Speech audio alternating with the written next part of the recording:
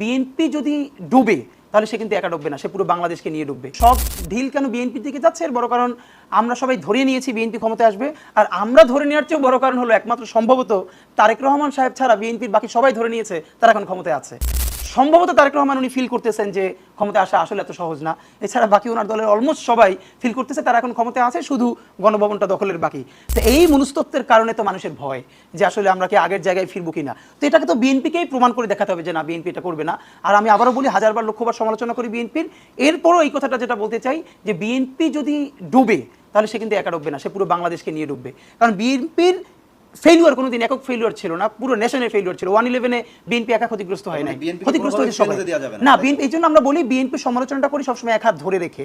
আপনি বিএনপির মতো যেই দলের, এটা আমি অনেকবার বলেছি যে বিএনপি যদি মনে করে দিল্লির সাথে গিয়ে সে দাসত্বের পরীক্ষা উত্তীর্ণ হইতে চায় যে আওয়ামী লীগের থেকে আমি তোমার ভালো বন্ধু হব, মানে আমি তোমার পরীক্ষিত ভালো দাস হব, এইটা কোনোদিন এই জন্য পারবে না যেই দলের নামের মধ্যে এখন পর্যন্ত শহীদ জিয়ার রক্ত আছে, বেগম জিয়ার নাম আছে, সেই দলকে তারা আওয়ামী লীগের থেকে দিল্লি কোনোদিন বড় দাস মনে করতে পারবে না অথবা বড় বন্ধু মনে করতে পারবে না। রাদার তার জন্য ভালো সে জনতার সাথে ছিল, জনতার সাথেই থাকুক, জনতাই তাকে ক্ষমতায়িত করবে।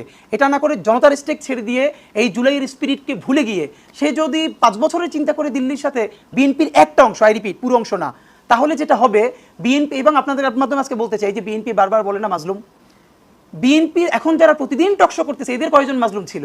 অনেকের তো ব্যাংক বাণিজ্য ঠিক ছিল, ব্যবসা বাণিজ্য ঠিক ছিল, অনেকে ডিল করে জেলে গেছে যাতে আন্দোলন করা না লাগে। বিএনপির প্রকৃত অর্থে মাজলুম হইল সেই লক্ষ লক্ষ কর্মী যাদেরকে টকশোতে দেখা যায় না। এবং এক ভাই ঢাকায় আপনি দেখেছেন তার বাবার জানাজাটা পর্যন্ত পড়তে পারে নাই যুব দলের, এবং সে পরে এসে বলেছিল যে বিএনপি করার কারণে যদি আমি আমার বাবার জানাজা পড়তে না পারি তাহলে এই দেশে একদিন আওয়ামী লীগ করার কারণে মানুষ জানাজা পড়তে পারবে না।